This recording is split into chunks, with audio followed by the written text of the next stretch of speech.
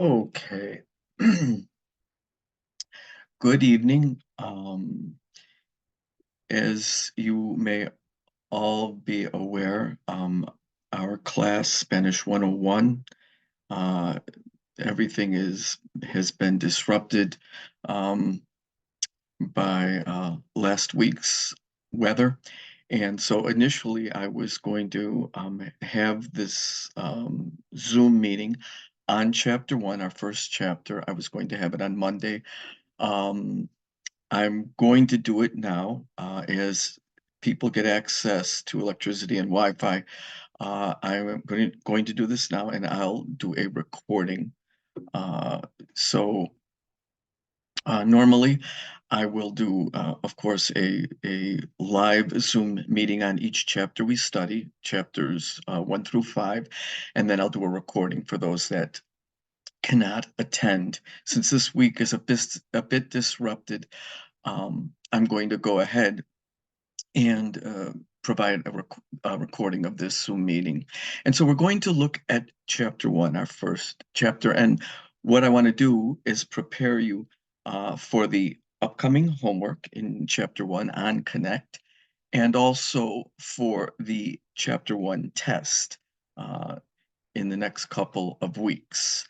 And so we're going to focus on what you need to know and what is in your text. What are the important areas? So chapter one, as you can see, is here on page one. It's titled En la clase, in the class or in the classroom.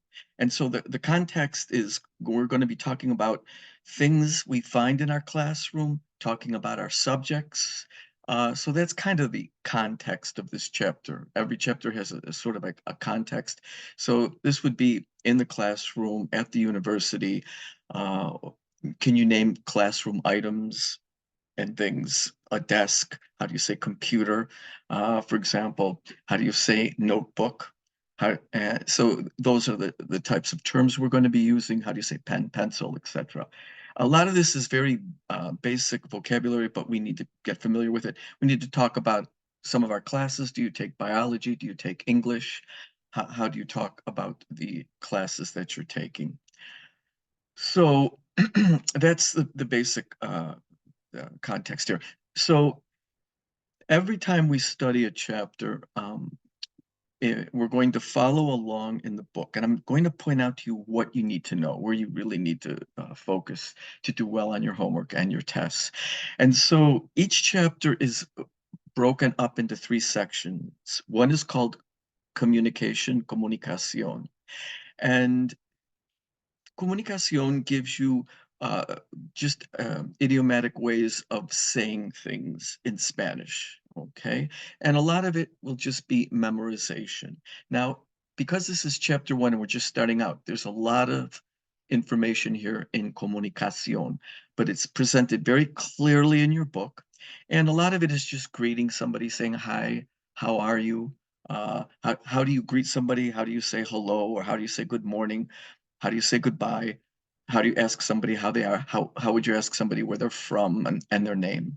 Real basic conversational Spanish. So that's what comunicación is about, and we'll look at that, what you need to know.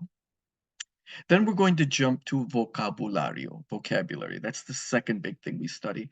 Please, again, go through these sections. I'm going to go through them with you, but go through them also on your own.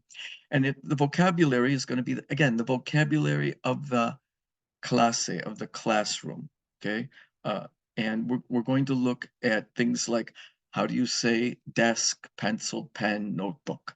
And you must familiarize yourself with this. And there's also some vocabulary there on the different subject matters or subjects that you would study, like biology, English, Spanish. Then we'll look at section 3 of chapter 1, and that is called estructura, structure or grammar. And that's where we're going to look at our grammar. And there's some items there that we're going to look at chapter 1. So I'm going to go over these three areas, and we'll follow along in the book. And I'm going to go to what I think is most important, but feel free to go back and spend more time on these areas before you start your homework, and certainly before you look at your exam. I did want to point out, finally, at the end of the chapter, there's a couple of pages on vocabulary and important phrases that we're gonna learn that we learn in comunicación and vocabulario. Uh, please look through the last couple pages as well of chapter 1. Okay. At the end of every chapter, there's a full compendium of everything we study, and particularly a good going over of the vocabulary that you need to know. So let's move on now to page 2 and start comunicación. So on page 2, we have what they're trying to show us are different ways to greet somebody. These are greetings, okay? And the word for greeting in Spanish is a saludo. Saludar is to greet somebody. So how would you greet people in Spanish? And again, you can go through this. I'll just look at these quickly with you. So one way is to say good morning, and it would be buenos dias, or you can use it in the singular buen dia. Generally, buenos dias is used more frequently, but again, it depends on the region, person, which phrase they would use. Now, in the afternoon, how would you greet somebody? How would you say good afternoon? There it is, buenas tardes. Okay, okay. Uh, Here's another phrase that they give us, ¿cómo anda? How is it going? ¿Cómo anda? ¿Cómo anda? How's it going? Again, that could be seen as a greeting. ¿Cómo anda? Buenos días. ¿Cómo anda? How's it going? Now, if you don't want to get time sensitive, if it doesn't matter if it's in the evening or the morning or the afternoon, you just want to say hi to somebody, you say hola, Hola. That's just a simple hi. And finally, one way you might greet somebody is normally I would greet somebody buenos dias or hola, ¿qué tal? And ¿qué tal means how are you? And here they're using it as a greeting. So you might, if you knew somebody and you're just seeing for the first time today, you could say ¿qué tal? ¿Qué tal? ¿Qué tal, Maria? ¿Qué tal, Jose? So these are different types of saludos or greetings. So just make sure you're aware of them. Okay. And then there's a little box below it with some more information. And just let's take a look at it. And it says here in the box here on page 3, we're on page 3 at the top, to say hello to somebody before noon, use buenos dias or buen dia, as we talked about. In the afternoon, use buenas tardes, and we did learn that. And then what about the evening? You would say buenas noches, good night or good evening. Okay, all right. Let's take a look. You can also take a look at these Conectate sections. They'll give you some cultural information on Latin culture and how people greet themselves, maybe with a kiss. And I just point that out. Sometimes you will be tested on these Conectate cultural sections, but you might want to take a look at them as you're going through. Okay. So we've learned various saludos or greetings. Now, since we're in chapter 1, we're in basic Spanish, we want to know how to greet somebody. We learned some greetings. Now, after you greet somebody, you might want to ask them, what is your name? Okay. So asking someone's name, and this is on page 4. Page 4. Okay. And so let's take a look. And they say, ¿Cómo te llamas? Or ¿Cómo se llama usted? All right, so let's take a look here. And we're going to move down. They give us some preliminary information, but I want to jump to the box below on the bottom of page 4, and let's really focus in on that. And, okay, so let's take a look. And in the box on the bottom of page 4, they're going to tell us how to ask somebody's name.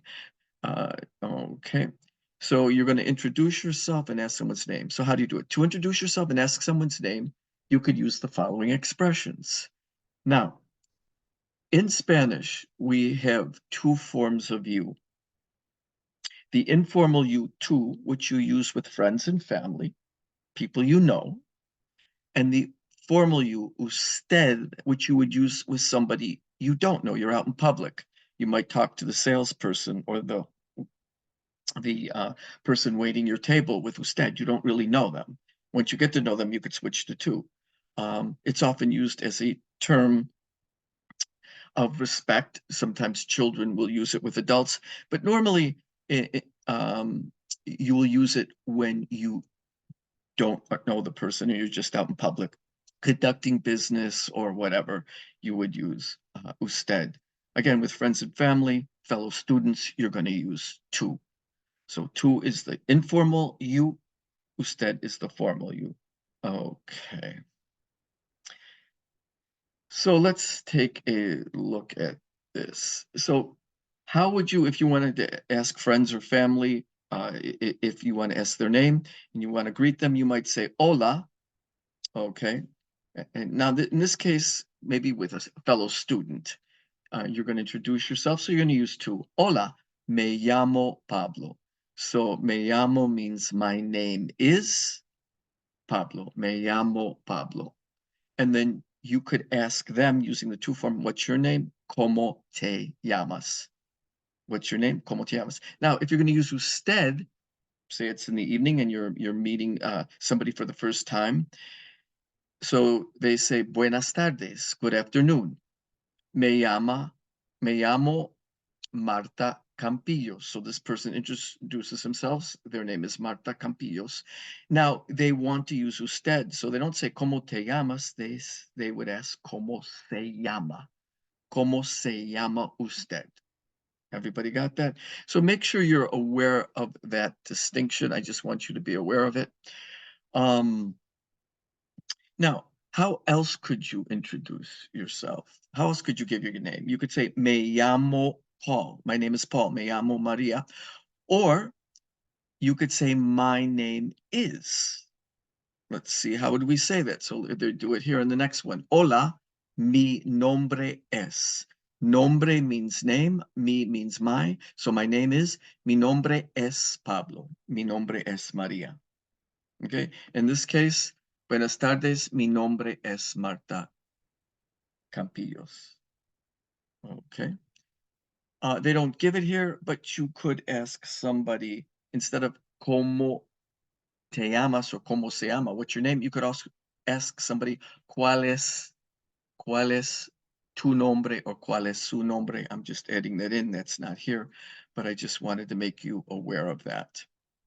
Okay.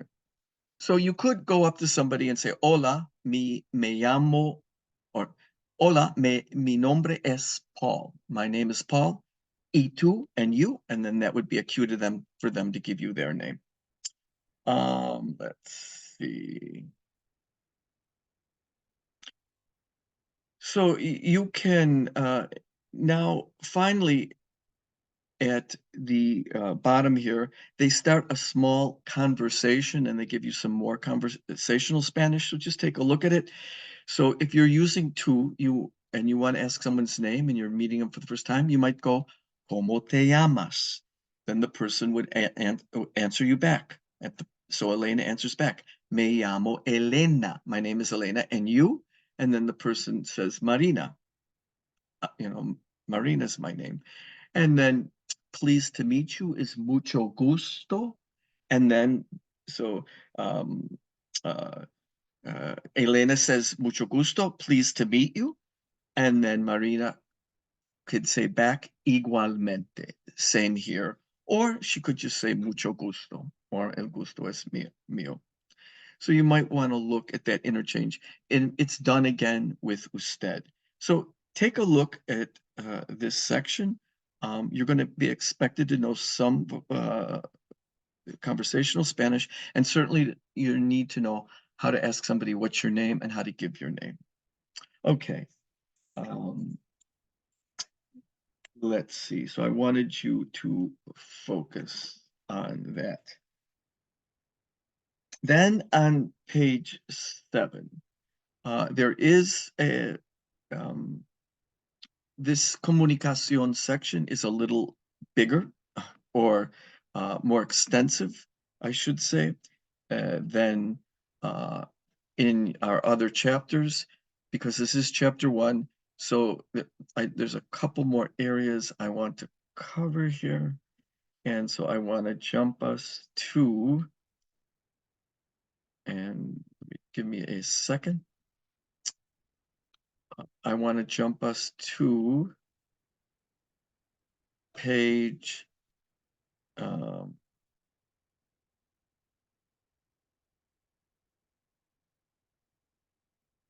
give me 1 second. Well, let me do this. I want to point this out first. This is very important. I told you that in your chapters, there'll be these various cultural sections called Conéctate al Mundo Hispano. So on page 6, please look at this. This will be on your exam, and familiarize yourself with it. Okay. And here they talk about how people are given their names, specifically their last name. And the word for last name is apellido. There it is, apellido. And people in Latin culture have 2 last names. Their first last name is given from their father. So they take their father's last name. And then it's followed by their mother's last name. Sometimes it's hyphen. All right. So say the father's last name was Jones and the mother's last name was Smith. So if Barbara is is their daughter, she would be Barbara Jones Smith. She takes the father's last name and then the mother's last name. And that's all that they explain to you here. That's usually the way that's done in Hispanic countries. And we can just read it here. Residents of Spain and most Latin American countries usually have 2 last names, dos apellidos, as the last name. The first one is usually the father's, and the second one is usually the mother's. So take a look at that. It's pretty simple, but look at some of the examples they give you there, and you should be able to follow this pretty easily. Okay, now let's jump to page 7 and continue on with comunicación and some of this conversational Spanish. This is basic conversational Spanish. And I want us to look at the top of page 7. We have ¿Cómo estás? And ¿Cómo está? And we're asking people, how are you? So we know how to greet somebody. Hola, buenos días. We know how to ask their name. ¿Cómo te llamas? ¿Cómo se llama? And now we might want to ask them, how are you? ¿Cómo estás? Or ¿Cómo está? And how do you respond to that? Fine, bad. Okay, so let's take a look at this. This is basic conversational Spanish. So make sure that you look at this box here on the top of page 7 and you're comfortable with this. So let's take a look at the box. Let's see what it says. To find out how someone is doing, you might ask the following questions. ¿Cómo estás? If you're using the informal to form with friends and family. If you're using it with someone you don't know, ¿Cómo está usted? How are you? How are you? Okay. You could use ¿Qué tal? Or ¿Cómo anda? Which they gave us at the beginning. They used it as a greeting. Normally, I don't just jump into ¿Cómo anda? Or ¿Qué tal? I would say, I would give a specific greeting, buenos días or hola, but let's move on. In English, how are you can be another way to just say hello, okay? But in Spanish, in the Spanish-speaking world, an answer is expected. Common responses for ¿Cómo estás? Include bien or muy bien, very well. You know, fine, I'm fine. Bien or muy bien, very fine. Más o menos, more or less, I'm okay. Or if you're not doing so well, mal or muy mal, okay. When someone asks you how you are, it is polite to say gracias. Return the question by asking y tú or y usted. So someone asks you, ¿cómo estás? And you might go, muy bien, gracias. ¿Y tú? Or y usted and you. So take a look at this. And I think this is fairly straightforward. All right. And then they just give you a little tip here. If someone answers with anything less positive than bien, you might, out of courtesy, want to ask to show a little concern, like, ¿qué te pasa? Or what's going on? Or ¿qué le pasa? If you're using usted, what's going on in your life? Okay. That's not so important, but they give that in here. Okay. All right. Now I would like to go to page 7. Okay. And let's take a look. So on page 7, we want to ask people or somebody, where are they from? So this, again, is just basic conversational Spanish. You ask people how they're doing, what their name is, and you might want to know where they are from. And that's what this is all about. So let's look at this section, and let's go right to the box on page 8. Make sure you're familiar with this. This is very basic Spanish, very basic conversational Spanish. So you want to ask somebody where he or she is from. Here are the questions. And again, you could use the formal to, the informal to form or the formal usted form. So if you want to ask somebody, where are you from? There it is. ¿De dónde eres? That's the to form. ¿De dónde? De means from where. ¿Dónde is where? Eres. Are you? So where are you from? ¿De dónde eres? Or you could say, ¿de dónde eres tú? Now, if you want to use usted, it would be ¿de dónde es?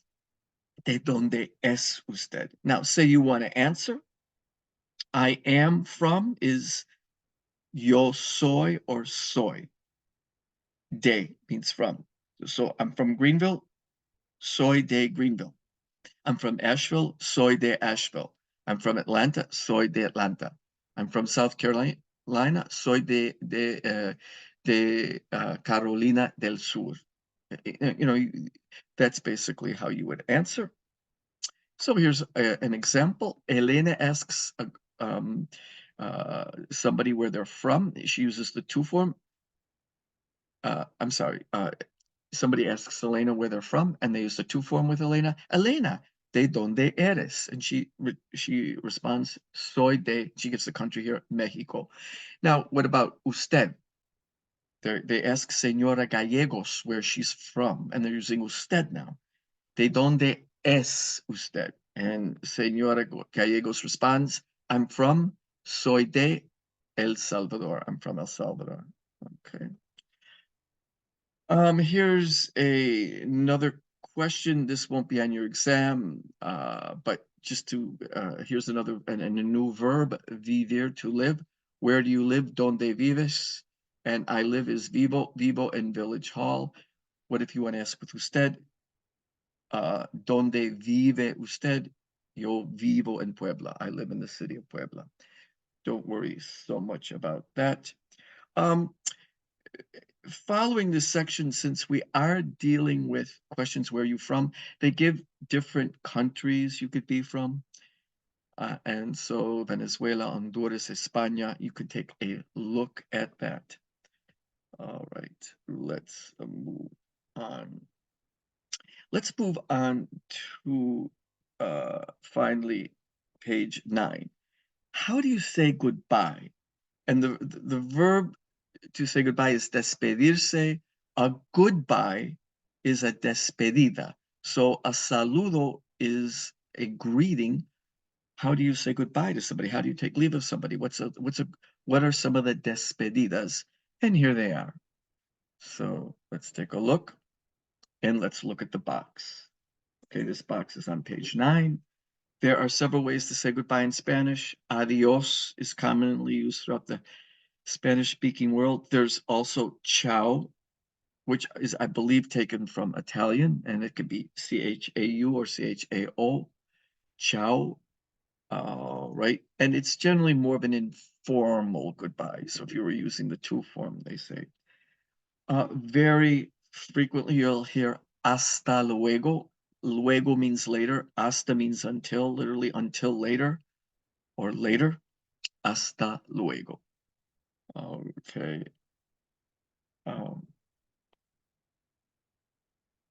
all right. And then they say, if you know that you're going to see somebody like tomorrow, you can say instead of hasta luego, just hasta mañana.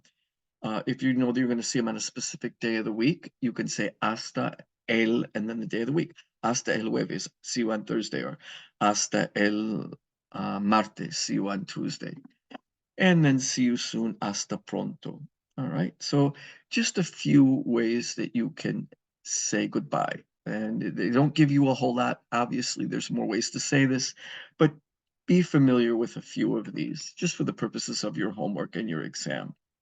Okay, we finished comunicación. There was a lot there. It's very simple, basic Spanish, but please become familiar with what I just pointed out. Look at those boxes and make sure you're familiar. Now let's head on to vocabulario.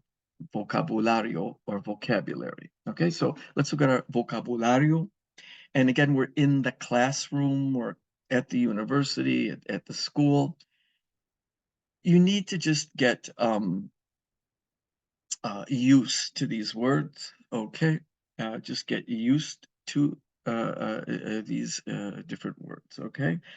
And so we'll look at this in a few minutes when we get into grammar, but all words in Spanish, all nouns are either masculine or feminine. We do not have this in English, but we do have it in Spanish. So as we look at these words, we'll note that some are masculine and feminine, and we can tell by the definite articles whether it says el or la, whether they're masculine or feminine. But we'll look at this a little more in more depth in a few minutes, but I just wanted to point that out. So they're giving you classroom items here with the definite article the. So in the first one, it's got the classroom, el aula. Aula is room for classroom. Good word to know is bolígrafo. Bolígrafo, and that's the word for pen. It's a ballpoint pen. El bolígrafo, the pen. The word for computer, I'm sorry, the word for computer is computadora, la computadora, the computer. Dictionary, diccionario. Desk, very important word, escritorio, el escritorio. And then here's a subject, philosophy, la filosofía. Okay, the graduation, la graduación. Here they're giving you the letters of the alphabet. You can look through these, but specifically, they want you to see that this is a piece of paper or hoja de papel. The word for paper is el papel. Una hoja de papel is a piece of paper, literally a leaf of paper. The word for idea, la idea. The young person, el joven. Kilo, like the unit of weight. The word for book, libro. The word for key, llave. The double L in Spanish is pronounced like a Y. So the word for key is llave. Llave. Okay. The word for backpack, very important word. Many of us carry our things to the classroom to and from in a backpack, and it's a mochila. La mochila. Okay, we're going to learn the numbers, los números. Notice número is like numeral, number, but nombre, mi nombre es Paul, nombre is name. Okay, the word for year is año, oficina, office, puerta, door. Here's some more subjects. Química, la química is chemistry. Reloj, that's your clock. Pizarra is the whiteboard or the blackboard. A chair is la silla. There's that double L, I'm sorry, that double L. La silla. The homework is la tarea. And the place where you study is la universidad, the university. The word for window, ventana. Page is página. The word for test, examen. The projector, proyector, and the word for pencil, el lápiz. So we had el bolígrafo, pen, el lápiz. Now, here are some more words. You need to just familiarize yourself. This is Spanish 1. The word for friend, amigo, male friend, amiga, female friend. Bathroom is baño. Library, biblioteca. Borrador is the eraser. La clase is class. Your classmate is literally a companion of class. El compañero de clase is a classmate if it's male. La compañera de clase if it's female. The word for thing, la cosa. Notebook that you'd often have in your mochila would be a notebook and a book, right? So the word for notebook is el cuaderno. Student is estudiante. Man is el hombre, and we never pronounce the H in Spanish, el hombre. Bookstore from libro is librería. Mesa is table. Mujer, we know the name for man is hombre. Woman is mujer. Page is página. Profesor, male professor. Profesora, female. And dormitory is la residencia. And then we have aula is your classroom, or salón de clase, or just clase. Bolígrafo, pen, that's a ballpoint pen. And then pluma is just an overall pen, any type of pen, la pluma. And they're used interchangeably. Okay, and then they give us oficina or despacho. I use oficina more as the word for office. So please familiarize yourself with this vocabulary. Let's go on to page 13. And again, look through these sections.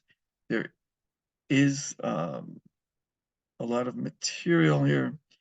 And so what I wanted us to do is look at the just page 13 at the top. There are a lot of cognates or cognados. These are words that have similar spelling and meaning in Spanish and English, and you can kind of figure them out. So el arte is art. Las ciencias, these are different classes or subjects. El arte is art. You might be studying la ciencia política or las ciencias políticas, political science.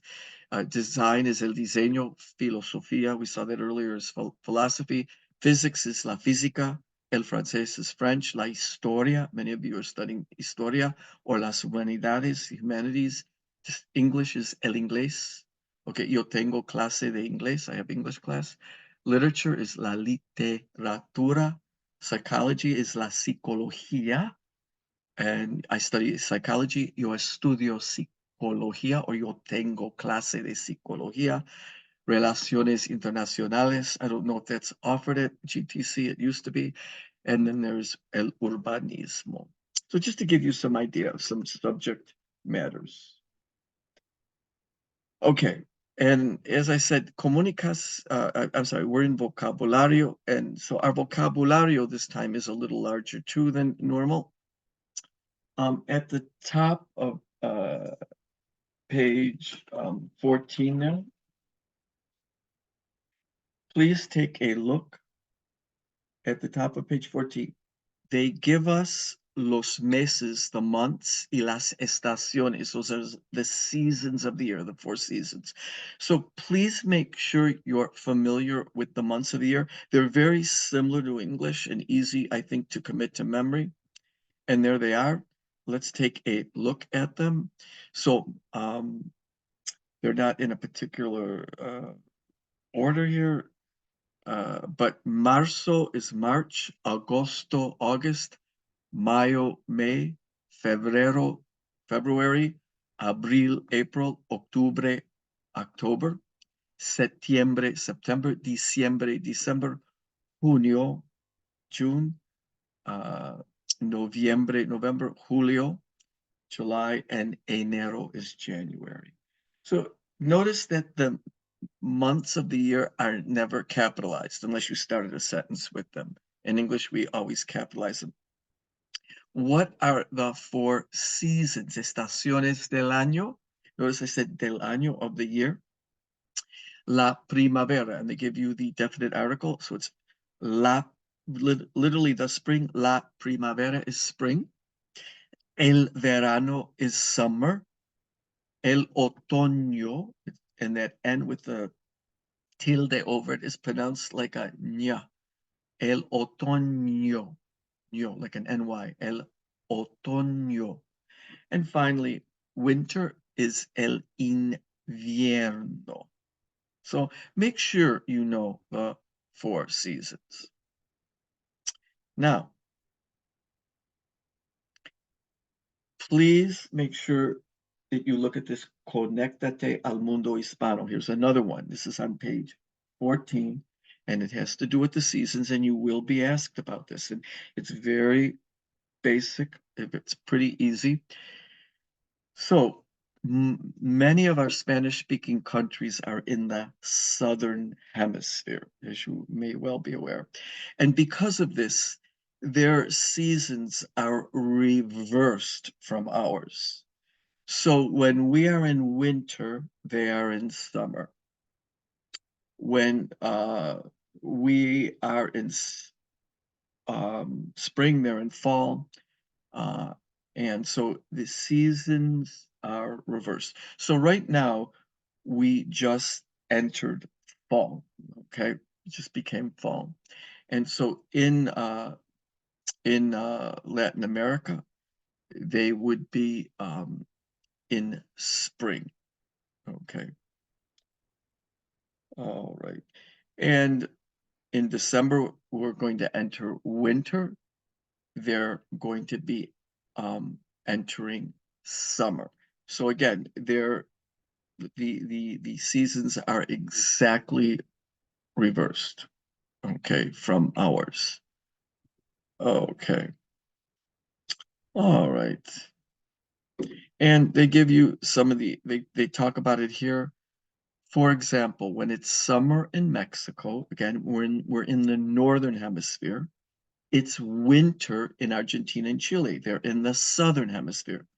Okay, this means that in some South American countries, great beach weather is likely to be in when? December, January, and February, our winter. Okay. Deciduous leaves will fall. In other words, it'll be autumn or fall in April and May. Okay, and a white Christmas is unlikely in most places that aren't at a very high altitude. But basically, so if you're in the southern hemisphere during Christmas, it's going to be generally, it should be pretty warm or hot out.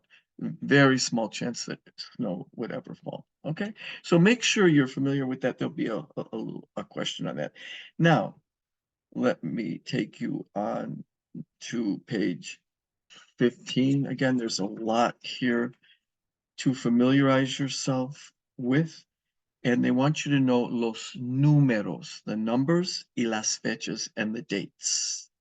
So please learn the numbers, and you could click on them and practice them. But let me just go through them kind of quickly with you briefly. So 0 is cero, and then let's look at the numbers 1 to 10, okay? So 1 is uno, 2 is dos, 3 is tres, 4 is cuatro, and look how it's spelled with a CU. 5 is cinco. 6 is seis. 7 is siete. 8 is ocho. 9 is nueve. And 10 is diez. So make sure you know those basic digits. Now, let's look at the numbers from 11 to 13. You just need to commit these to memory. 11 is once. 12 is doce. And 13 is trece. Okay. 14 is catorce. And 15 is quince. So notice the numbers from 11 to 15 all end in se. 11 is once, 12 is 12, 13 is 13, 14 is 14, and 15 is 15. Now let's look at the numbers 16 to 19. Basically, they're saying 16 is 10 and 6, 17 is 10 and 7, 18 is 10 and 8, and 19 is 10 and 9. So we know how to say 10, 10. Now, so let's take a look. They've got 10. Now it's spelled a little differently with a C, but 10, E means and, 6. That's 16. 17 would be 17. 17. 17. 18 would be 18. 10 and 8. And 19 would be 10 and 9, 19. And then we get to 20. 20. Okay. Now, how do we count through the 20s? Well, how do we say 21, 22, 23, 24? Well, they say 20 and 1, 20 and 2, 20 and 3, 20 and 4. And we know the numbers 1 to 9, so we can count all the way to 29 with what we already know. So 20 y 1, 20 and 1. 22 is 20 y 2, 23, 23, 24, 24, 25, 25, 26, 26, 27, 28, 29, 20 and 9. Now, what's the word for 30? It's 30. How do we count from 30 to 39? Again, now look what we do. It's spelled a little differently. Here, 21 was 20 y 1. We dropped the E of the 20 and we said and with an I, and then we put on the digit, 21, 22. But here in the 30s, how are we going to say 31? We're going to say it's the same idea, 30 and 1, but we're going to just spell it differently. 30 is a separate word. Then we have E, which is a Y, which means and then 1. 30 y 1. 32 is 32, 33, 33, all the way to 39. Finally, what is 40? It's 40. Look how it's spelled with the CU, 40. And again, how would we count through the 40s? We would count the way we did in the 30s. We would say 40 and 1, 40 and 2. So 45 would be 45, 49, 49, until we get to 50, which is 50. Again, 51 would be 50 and 1, 50 y 1, written out the long way. 60 would be 61, written out the long way. 70, 70, 80, 80, 90, 90. And so basically what you're going to do from 30 to 90 to count, you're going to say the 10 group, whether it's 30, then and, which is a Y, and then put on the digit. 2, 3, 33 is 33. So take a look at that and make sure you're able, you know your digits and you're able to count. Okay. Finally, this is very important, and they stick it at the bottom of page 15. Very important in Spanish. Please make note of this. The word I, H-A-Y, it's not hey, it's pronounced I. I. And the H is never pronounced in Spanish, so I. I is very important. It means there is or there are. Okay? So if I want to say there is class, I would say hay clase. If I wanted to say there are classes, I would say hay clases. Real simple, okay? Very important word. Also, you can use it to ask a question. You could ask somebody, is there class?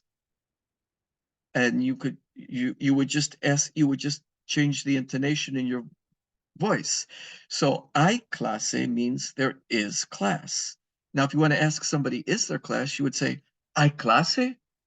Is there class today? Today would be hoy. Hay clase hoy? Is there class today?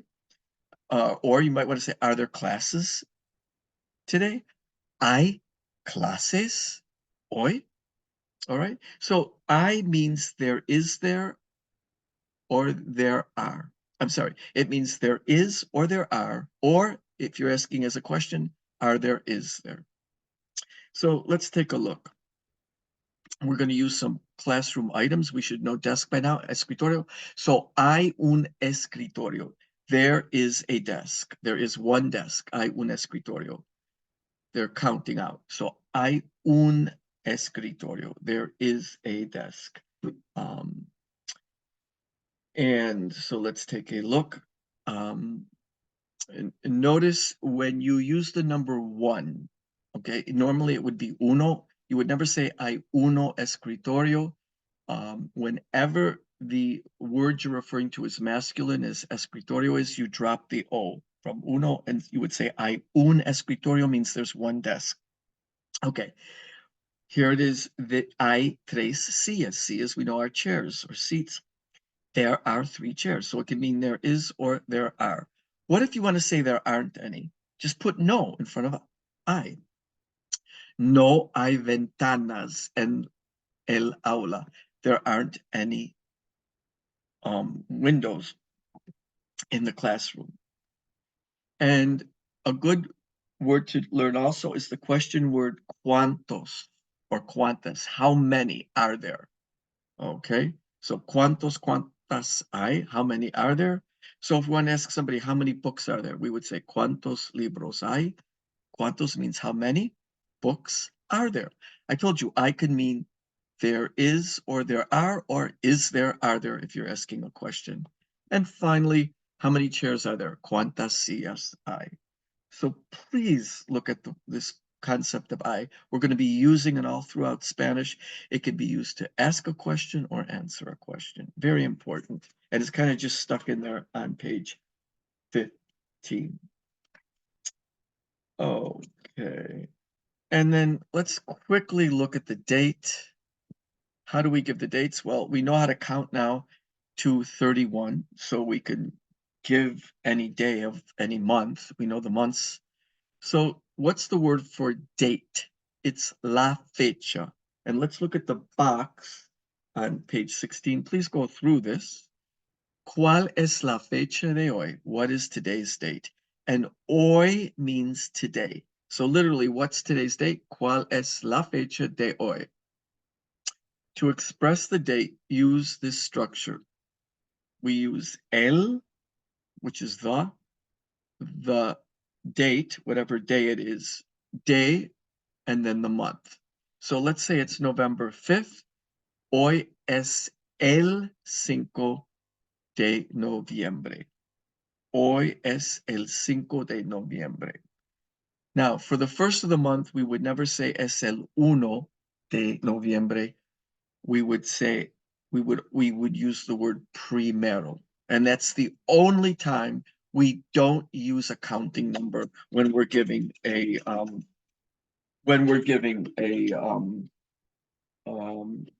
the only time we don't use accounting numbers is when we're giving the first. So today is, let's say, October 1st.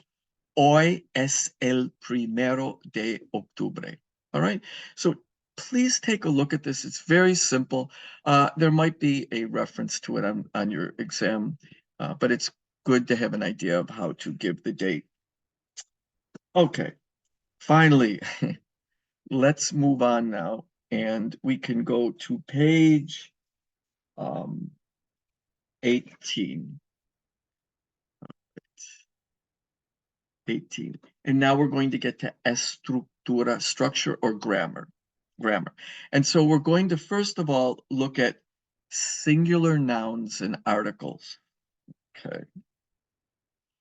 And I will jump immediately to the section actividades analíticas. We always want to look at that when we look at grammar. This is our actual analysis. They'll start off each grammar section with some background information, but they give the real explanation in actividades analíticas. So let's take a quick look at actividades analíticas, okay? So they tell us that words such as computadora, diccionario, libro, mesa are nouns, okay? And the noun is a sustantivo. The words un and una like the words a and an are indefinite articles, okay? So what they want to teach us here are the indefinite articles for nouns, okay? So let's take a look at number 2. This is very important. Nouns in Spanish are classified by gender, género, I'm sorry. Those that use un are called masculine. So nouns in Spanish are either masculine or feminine, and you'll be learning how to identify it. It's pretty easy. And we're not going to be learning that many nouns this semester, but you should be able to get a feel immediately whether it's masculine or feminine for most of them. Okay, so if a noun is masculine, we would use the indefinite article un with it. And un means a or an. Okay, and we use una if the noun is feminine. And again, that would mean a or an. These are indefinite articles. They mean a or an. A woman, a man, an apple. Okay, that's what they're trying to teach us here. Okay, now here's your general rule. To take a look at this. As a general rule of thumb, nouns that end in O are masculine. Those that end in A are feminine. And I would further add, if a noun refers to a male, like uncle, father, brother, it's going to be masculine. If it refers to a female, sister, mother, daughter, it's going to be feminine. So there's another rule right there. So, but usually nouns that end in O are masculine and nouns that end in A are feminine. Okay. There are a few exceptions. You're not held to a bunch of exceptions. There's more than these, but just be aware of these. It says more than 90% of nouns that end in O and A have the gender that you would expect. O, masculine, A, feminine. But here's some exceptions. The word for day is masculine, although it ends in an A. So a day would be un día. Mano ends in O, you'd think it'd be masculine, but it's feminine. It's una mano, a hand. Okay. And then some you just have to learn. So this noun, reloj, clock, ends in a J. You just have to learn that it's masculine. Un reloj is a clock. Now, nouns that end in dad, like university or comunidad, community. Dad stands for TY in English. Universidad are automatically feminine. So a university is una universidad. A book is un libro because it's masculine. A notebook is un cuaderno, but a pen is una pluma because it ends in an A and it's feminine. So let's take a look at these. Okay. Now, in addition to indefinite articles, which we just learned above, A and N, there are definite articles. And definite articles means the. If I want the definite article, it's the. And when we looked at the vocabulary words earlier, they gave us the definite article. They gave us the classroom, the book, the notebook. Well, how do you say the? Okay, so you got to look at the gender of the noun. So if you have a masculine noun, the way to say the, it's el. So the book is el libro. The cuaderno is el cuaderno. What if we have a feminine noun like pen, pluma? It's la pluma, the pen. Okay, everybody get this? So in English, we don't have this. We only have one way to say the definite article. It's the, but in Spanish, you have to modify it. If the noun is masculine, it's el. If it's feminine, it's la. And again, let's look at the indefinite articles, a or an. If we want to say a book, libro is masculine, so it's un libro.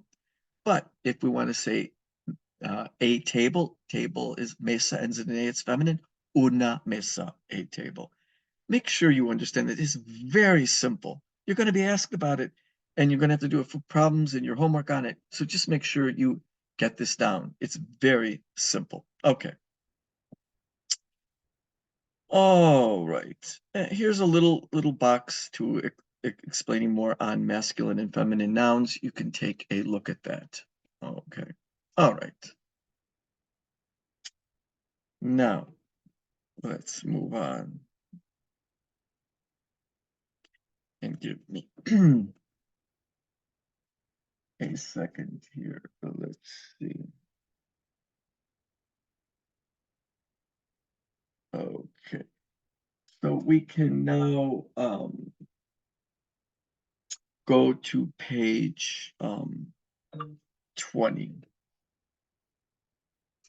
Okay, so let me get myself oriented here. Let's see. Let's see. Give me a second. Categorías. Yeah, I think we go to the next page, hopefully. Yeah, okay. So we're on page 20 and really page 21. Please look at this. Now we're going to look at plural nouns, and we're going to look at indefinite and definite articles when we have a plural noun. So we already had the class, the pen, the book. Okay, what if we have the books, the pens, okay, the classes. So that's what we want to look at. So first of all, so we're going to go immediately to actividades analíticas at the top of page 21. How do we make a noun plural in Spanish? Real simple. Most words in Spanish end in a vowel. To make them plural, add an S. That's it. We're done. Some words in Spanish, though, do end in a consonant, like reloj, mujer, add an ES. Now we know how to make nouns plural in Spanish. Add an S or an ES. Okay. Now, and they give you some examples here in number 2. Okay. Estudiantes, add an S. Meses, add an ES. Meses. Universidad ends in a consonant. Universidades. Polígrafo ends in a vowel. Just add an S. Polígrafos. Here are some spelling changes that happen in Spanish. This isn't super important, but if a word ends in the consonant Z and you want to make it plural, you just don't add an ES onto it. You have to change the Z to C. So pencils would be lápices, LAPICES. Luz ends in a Z, the Z will change to a C and you add on ES. It's just a spelling change. I'm not going to worry too much about that. What I do want you to look at, though, is number 4. What happens to your definite and indefinite articles when now we are using plural nouns? Okay, and that's what we want to look at here. Okay, so if a noun is masculine, okay, and singular, and we're going to say the, we say el. So the book is el libro. If the noun is feminine and singular, like mesa, we want to say the table, we say la mesa. We already learned that. But what if we have plural masculine noun, like the books, libros? Now it's los libros. Los libros means the books. What if we have the tables, mesas, las mesas means the tables. Make sure you understand this. It's very straightforward, very easy. Now, it gets a little stranger with indefinite articles. An indefinite article means a or an. In English, you cannot have a plural definite article. You can't say Anne's apples, Anne's men. We don't do that. But in Spanish, you can. A plural indefinite article in Spanish means some. That's how we translate it. So if you want to say a book, it would be un libro. If you want to say for a feminine noun, it would be una pluma, a pen. Now, if you want to say some books, you would say unos libros, some pens, unas plumas, some notebooks, unos cuadernos, some women, unas mujeres. Make sure you can do that. It is a little strange, the plural indefinite article, but we translate it as some in English. Okay. All right. And again, you can look at some of the information that follows and go through it on your own. Okay.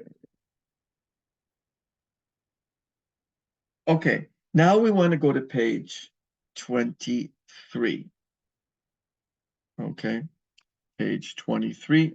So let's see if we can get there. Give me a second. Okay, we want to go to page 23. Okay, give me a second. And we're going to another area of estructura or grammar. This is very important. They're introducing two new verbs, very important verbs. And let's take a look at them. They're here. Okay, here are your verbs on page 23, section 1.3. The verb ser and the verbs tener. You need to know these verbs, what they mean and how to conjugate them. Okay, so let's see how to do it. Ser means to be. It's the verb to be. So it's the infinitive. So I am, you are, he is, they are, we are, the verb to be. You need to know how to conjugate it. Just like I did in English, you need to know how to do it in Spanish. Tener means to have. I have, you have, he has, she has, we have, they have. We need to know how to conjugate these verbs like I just did in English, but we need to know how to do it in Spanish. So let's move down and let's immediately go, as I said, to actividades analíticas. This will explain to you what you need to know. Okay, so we're on page 24. Please look through this here in number 1 of actividades analíticas. And you can see the verb ser and tener, the verb to be and to have. You may have noticed that the form of the verb changes depending upon what subject is used. Okay, use the forms from para empezar to complete the chart. So they want you to go back up on top to find out what the forms are. What's the conjugation of each verb? Okay, so please learn your subject pronouns. The subject pronoun will determine the form or the conjugation of the verb. And it's the same in English. My subject pronouns in English are I, you, he, she, and it. The plural ones are we and you, plural, and they. Okay, those are your subject pronouns. So we need to know our subject pronouns in Spanish. So I in Spanish is yo. Please learn it. It's a subject pronoun. Now I want to conjugate it with the verb to be. I want to say I am. It's yo soy. Yo soy. I have from tener is yo tengo. Yo tengo. What about the to form, the informal you? You are is tú eres. You have is tú tienes. What about he or she or usted? Well, it's going to be es, es. So él es, he is, she is, ella es, you are, usted es, using the formal you. What about the to form for tener? You have is, I'm sorry, he has is él tiene, él means he. Ella, and I'm sorry, the other subject pronoun is ella. The double L is pronounced like a Y. Ella means she. She is ella es. She has is ella tiene. Okay. What about you? It would be usted tiene. Usted tiene. Now look at nosotros. Nosotros means we. There's two forms given because if women are speaking, they would refer to themselves collectively as nosotras, we, the women of Greenville, for example.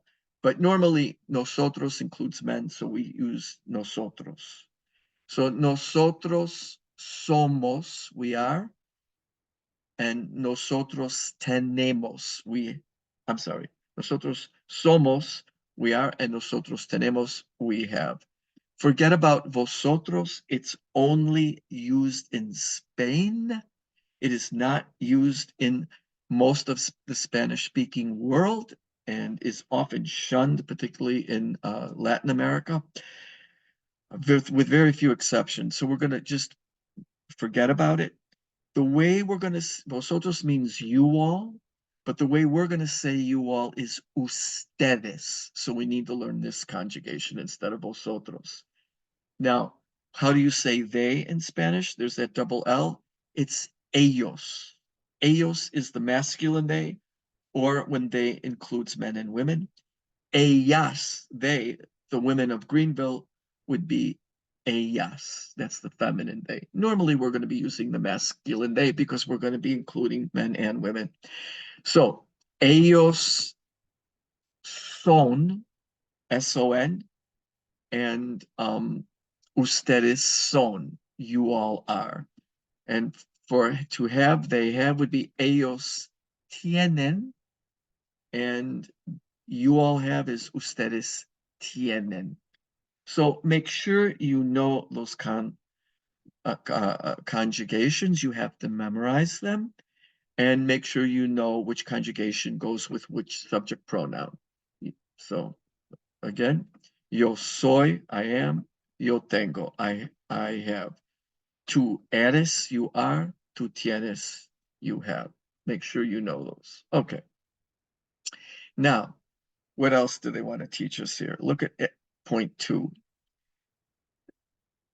Because the conjugations of the verb are unique to each subject pronoun, soy goes with yo, eres with tú, es with usted, somos with nosotros, you can often leave out the subject pronoun, which we never do in English. We always have to say, I am, you are. But in Spanish, I could just say soy, I am. I could say yo soy or soy. So if I want to say I'm American, I would say yo soy americano or soy americano. I'm a man, yo soy hombre or soy hombre. I don't need the subject pronoun. That's all I want you to see all the time. Many times you're going to need it just to clarify, but sometimes you don't need to. Soy can only mean I am. Eres can only mean you, tú, you are. Es is a little different. It could mean he or she or usted. Somos can only mean we are. So you don't need the nosotros with it. That's what they want you to see here. So let's take a look. So I'm from the United States. Soy de los Estados Unidos. You want to ask somebody, are you a student? Eres estudiante, that's the to form. You don't have to put the to in there. The eres says it. And we're from Canada. Somos de Canadá, or nosotros somos de Canadá. I have a friend in Venezuela. Tengo un amigo en Venezuela. I don't have to say yo tengo un amigo. Here's a question. Do you have? ¿Tienes libros en la mochila? Do you have books in your backpack? And you should be able to now understand the question. ¿Tienes cuadernos en la mochila? Do you have notebooks in the backpack? ¿Tienes un diccionario en la mochila? Do you have a dictionary in your bag? ¿Tienes una computadora en la mochila? You should understand that. And notice there's no to needed, whereas in English you would have to put the subject pronoun. Okay. Usted uses the same verb form as él and ella. That's what I just showed you.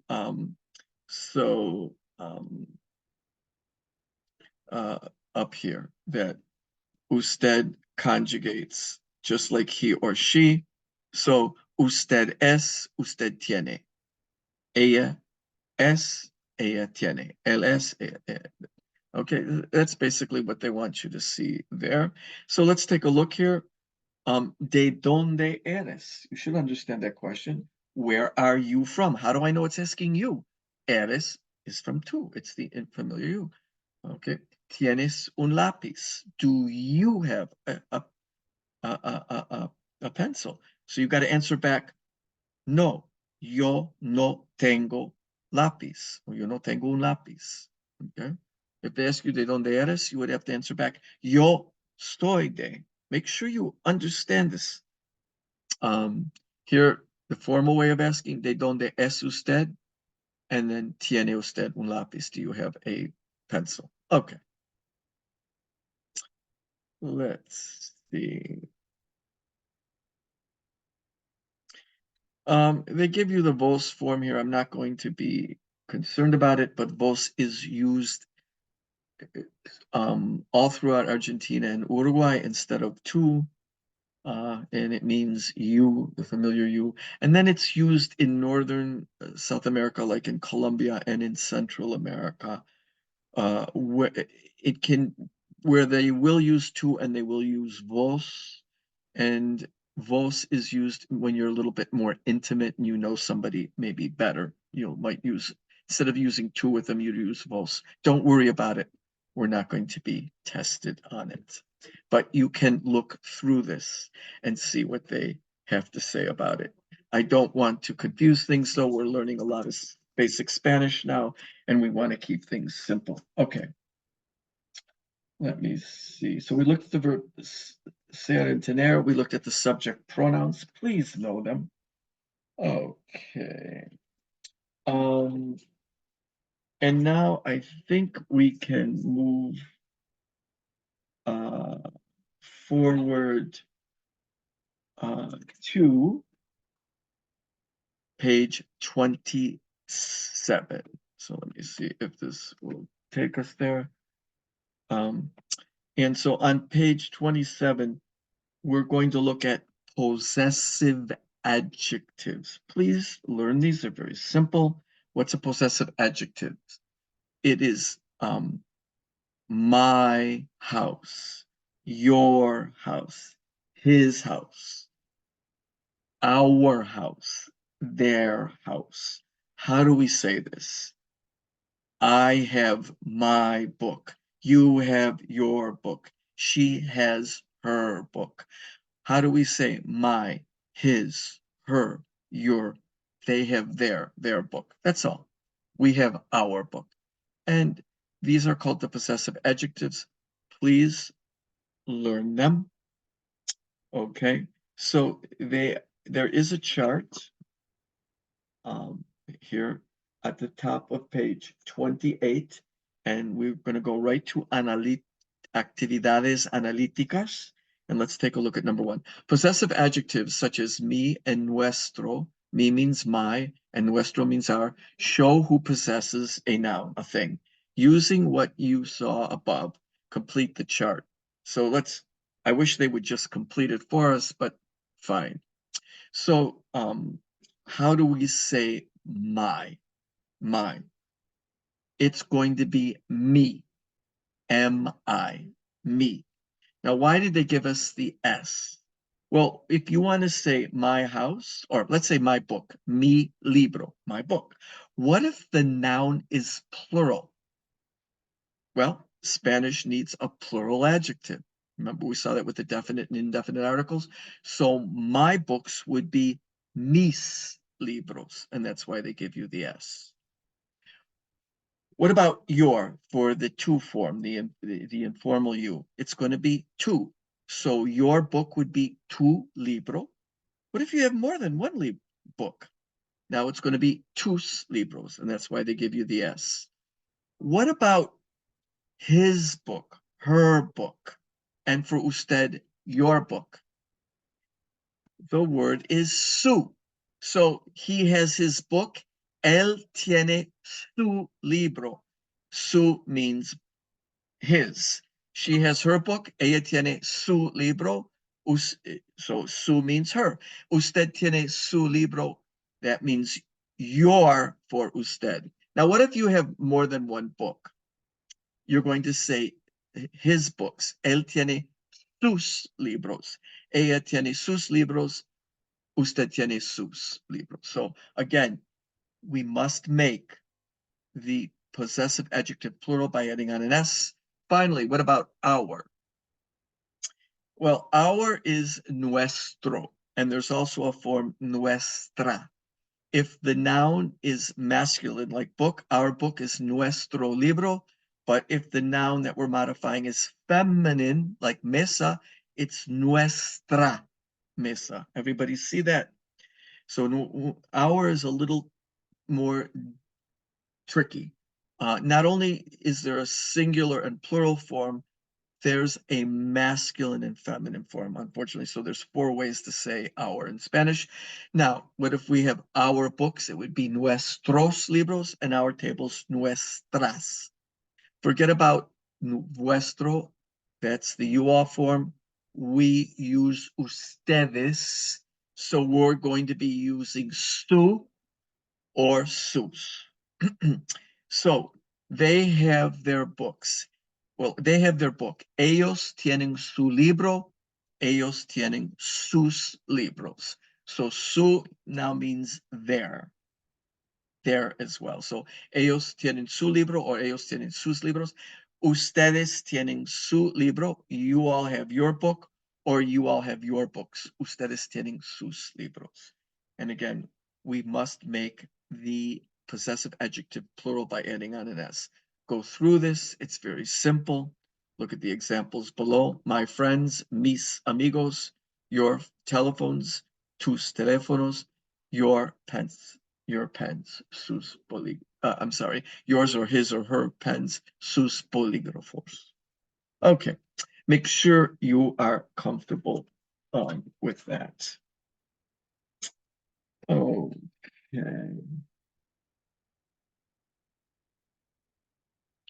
Now, finally, in addition to knowing this grammar and being familiar with it, in addition to knowing the conversational Spanish we went through, is it a greeting, a saludo, or is it a despedida? You know, is it a way to say goodbye, adios, hasta luego? Make sure you know that communication language. Make sure you know the vocabulario, that you're familiar with it. Make sure you know whether the noun is masculine or feminine. Make sure you know how to say the book as opposed to the table, el libro, la mesa, plural, los libros, las mesas. Make sure you know how to say a table, una mesa, a notebook, un cuaderno. And the plural forms, which means some, unos cuadernos y unas mesas. So please be familiar with that grammar. That will be on your exam. I think the exam is fairly simple. Finally, on your exam, you will be asked to write a small paragraph about yourself. So my name is, me llamo or mi nombre es. Tell where you're from. Yo soy de Greenville. Yo soy de Carolina del Sur. You should all be able to do that. Talk about what's in your backpack. What do you have in your backpack? Tengo un libro en mi mochila. Tengo una computadora en mi mochila. Be able to use that form. Talk about maybe what you study. Yo tengo clase de biología y tengo clase de español o tengo clase de inglés o tengo clase de historia. Just talk a little bit about what you maybe study. And finally, be able to describe what is in your room using there is or there are. Does anybody remember how to say there is, there are? I. So en mi salón de clase or en mi aula or en mi clase, in my class, hay una computadora. En mi clase hay estudiantes, there are students. En mi clase hay escritorios. En mi clase hay una pizarra. There's a whiteboard or a blackboard. Okay, so things you would find. En mi clase hay dos ventanas. In my class, there are 2 windows. So be able to use I to tell what there is or there are in your class. Be able to tell me what there is, what's in your backpack. En mi mochila hay un lápiz. En mi mochila hay un cuaderno. O mi mochila tiene un cuaderno. You can use tener as well. And so just be able to talk a little bit about yourself. And I do not think the chapter test is that bad.